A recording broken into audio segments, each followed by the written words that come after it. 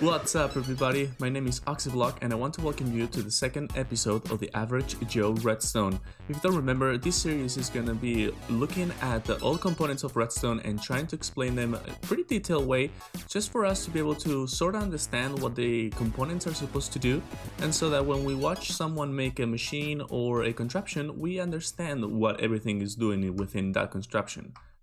As you can see, we already looked at the redstone dust, the redstone torch, and the redstone repeater on the last episode. Don't miss that, because even though they are basic components, they may be some behaviors that you're not aware of, or some usage that you never heard of. So maybe that will help you out. But in this episode, we're going to be looking at the comparator and the observer.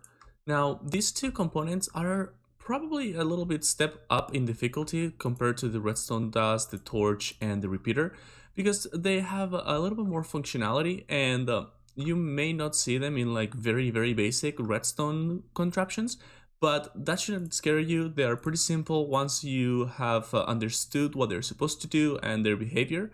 So why don't we get right into it and start with the redstone comparator.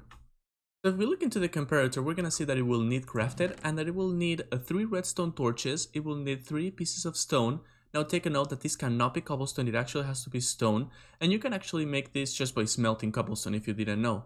And then you will need some nether quartz. Now, because of this component, this is going to have to be the first one of the redstone components that will need to go to the nether before we can craft it, as we can only find nether quartz in the nether. And if we take a look at the observer itself, we can see that it has an arrow similar to the repeater over there. And that actually will indicate that this is the front of the observer and this is the back. So the observer is going to detect information in front of it and it's going to pass it through. That's what it's going to be doing. As we can see, it has the capability of turning on that back torch in the back, and that is going to change it between comparator mode, which is now, and subtract mode, which will go into more depth once we go into the next stage. So let's take a look at the behavior of the comparator itself. As we can see, it's also passing through the signal that goes into the front, but if you remember, the repeater increased that signal again back to 15. When it comes down to the comparator, even if the signal begins at 15, 14, 13, 12, and then 11, it's going to detect how strong the signal is right in front of it, and that is actually what's going to pass on through. So we can see the signal in front is 11, and the signal behind it is 11 as well.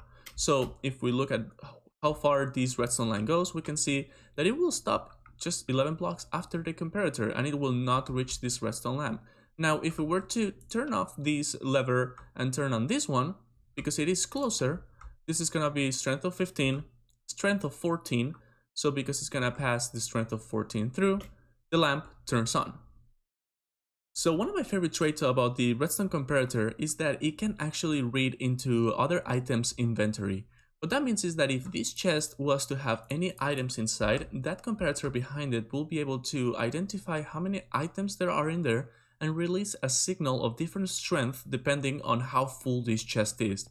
As you can see over here, the comparator is able to do this even through solid blocks, which makes it really nice because we can actually hide them behind walls.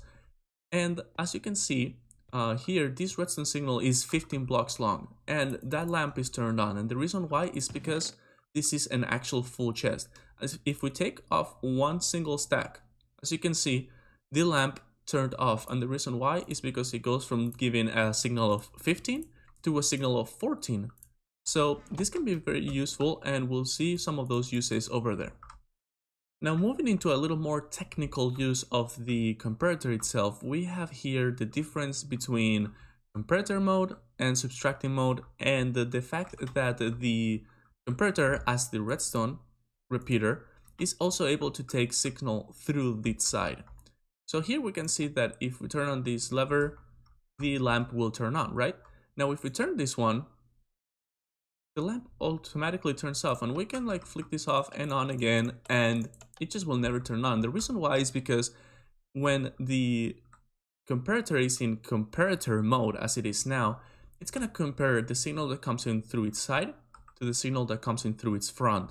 if the signal coming in on its side is stronger than the one coming to the front, it will not let the signal of the front come by. So it's very similar to this setup over here where you could lock a repeater in a status, but instead of doing that, what it's going to compare is different strength of signals and let that first original signal go through or not. And to demonstrate that the strength signal on the side matters, here we have a strength signal of 13 versus a strength signal of 14. As we can see, the lamp turns on, that is expected, and if we flick this, the lamp will remain on because the strength signal coming in is not going to be strong enough to turn it off. So moving on into the last trait of the comparator, here we have a comparator set into subtract mode. Now this is going to be somewhat similar to the behavior when it's on compare mode, but instead of comparing these two signals and only letting go this one if it's stronger than that one, what it's going to do is just subtract this signal to this signal and let that go through. So as we can see over here, if we turn this on, both lamps are going to turn on. And that's because the signal over here is strong enough to reach that one as well as this one. As soon as I turn on this lever, this redstone is going to be over here at a power of 15, 14, 13, 12, 11. So it's going to subtract 11 from 14, and it's only going to let this strength be 3, only turning on this lamp. Let's take a look at that. So as we can see, the strength over here is 11, and here it is 14. So 14 minus 11, strength signal of 3. So as we can see, this lamp will be turned on, but not that one. So this is one of my favorite uses for the redstone comparator.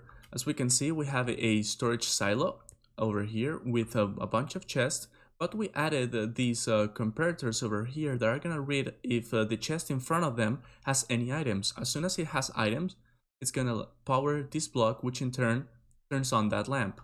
So all of a sudden we have an automatic way of showing how full we are of an item without having to go through all the chests to check exactly how filled up we are. And we can always retrieve the items from down here and they will start getting filled up from the hoppers that are connected.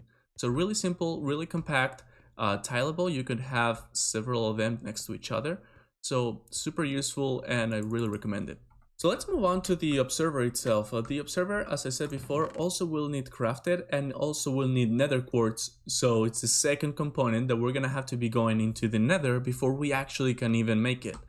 As you can see, it has a face, and that is because this is the block that the observer, as the name says, will be observing. It will detect any changes in the block right in front of it and pass on a fast pulse through the back. So as we can see here, there's a lever, right? And if we flick it on, the lamp just turns on ever so slightly, and it does not matter if you turn it on or off. It's just gonna detect that there's been a change in the status of the lever, and that is actually going to work even if we place a block in front of it. So as we place a block and we break it, the observer will be passing a fast pulse right through its back. It's going to detect many updates in front of it. So as we can see, here we have a piston. If we extend it or retract it, that observer will also detect it, and it will also detect itself being moved. This is one of the basics of a flying machine, and because it detects itself being moved around the world, we can see that each time we move it, it actually lights up the lamps.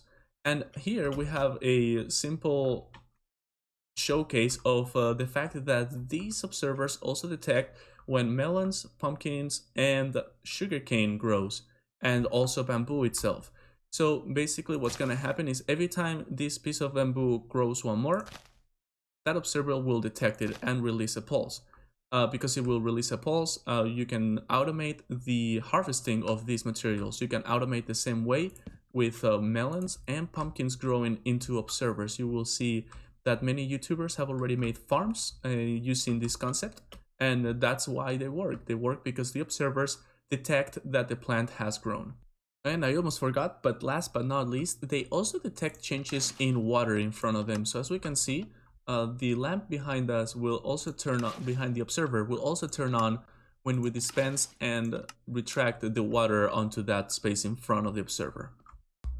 So even though the observer blocks are used in many contractions, even piston doors, they're gonna be used in automation, as in those machines that harvest materials automatically. One of my favorite ones actually, and super simple, it's actually this one. As you can see, here we have observers pointing at redstone lines that are right in front of each other, and that is how these lamps are actually turned on. We have observers looking into the redstone line underneath them, and we have observers powering the line in a sequence. So super easy, super simple, and you can make really cool light shows like this. You can make lighthouses, you can write your name, you can signal things, you can make rows that point where to go in maps. It's an infinite usage.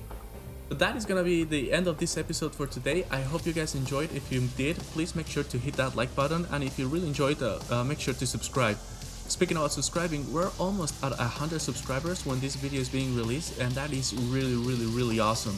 I wanted to thank you all for your support, and I'll see you guys in the next episode.